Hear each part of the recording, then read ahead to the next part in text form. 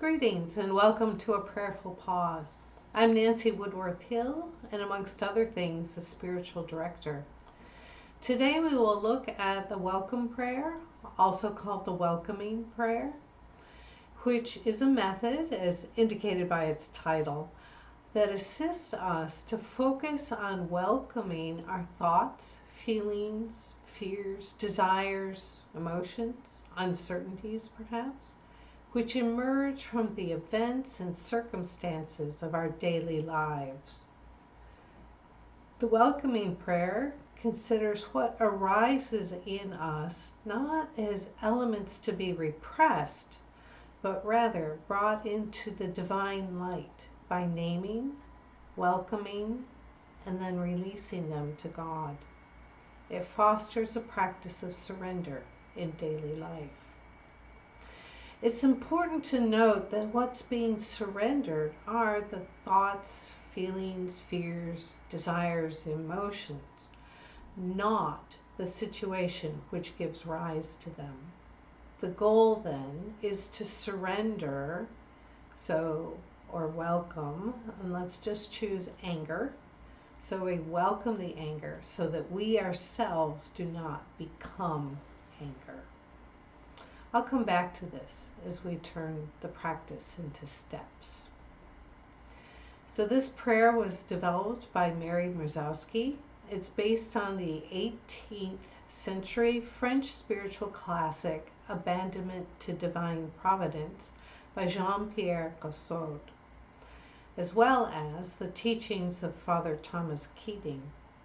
He was a Trappist monk and developer of the centering prayer technique. Mary wrote that to welcome and to let go is one of the most radically loving, faith-filled gestures that we can make in each moment of each day. It's an open-hearted embrace of all that is in ourselves and in the world. So at its core, this prayer is about letting go. The purpose of the welcoming prayer is to deepen our relationship with God through consenting or welcoming during ordinary activities. As Father Thomas Keating has written, welcoming prayer is the practice that actively lets go of thoughts and feelings that support the false self system. It embraces painful emotions experienced in the body rather than avoiding them or trying to suppress them. It does not embrace the suffering as such, but the presence of the Holy Spirit in the particular pain, whether physical, emotional, or mental. Thus, it is the full acceptance of the content of the present moment. In giving the experience over to the Holy Spirit, the false self system is gradually undermined and the truth self liberated.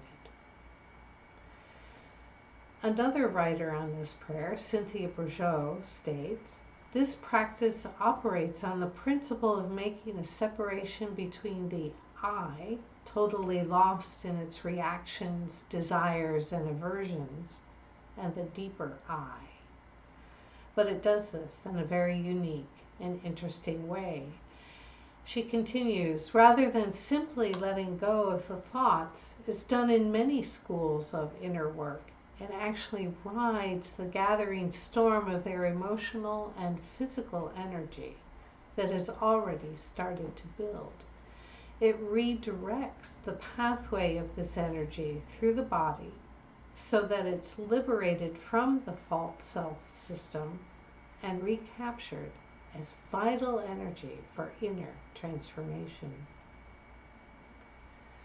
So there are three movements to this. So essentially to name, right? Feel what you are experiencing this moment in your body. Acknowledge the presence of your feelings. Sink into this feeling in your body.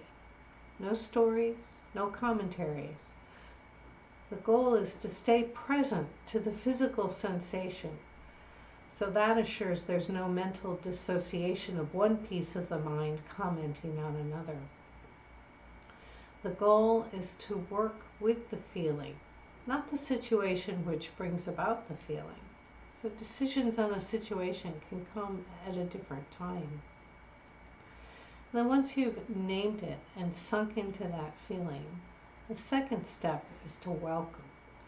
Welcome what you are experiencing this moment in your body, be it physical or mental pain or emotional distress or even self-satisfaction.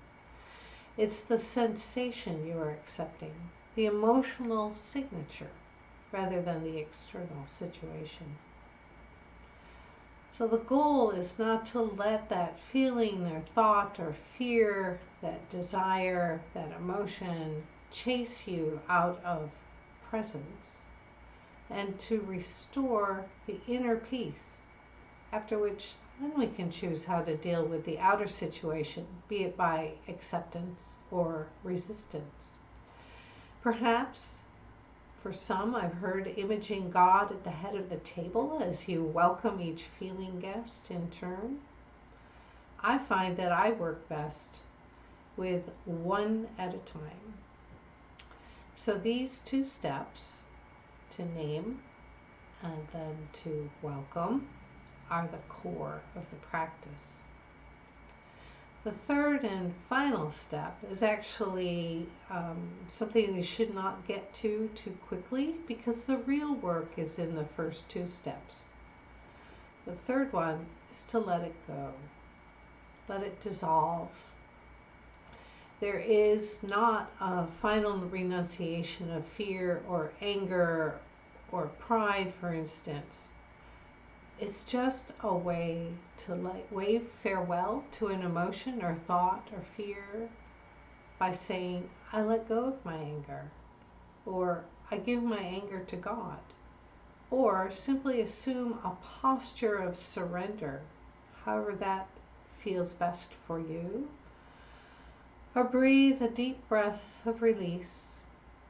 You could also craft or use a prayer. You see, the goal here is correct inner alignment.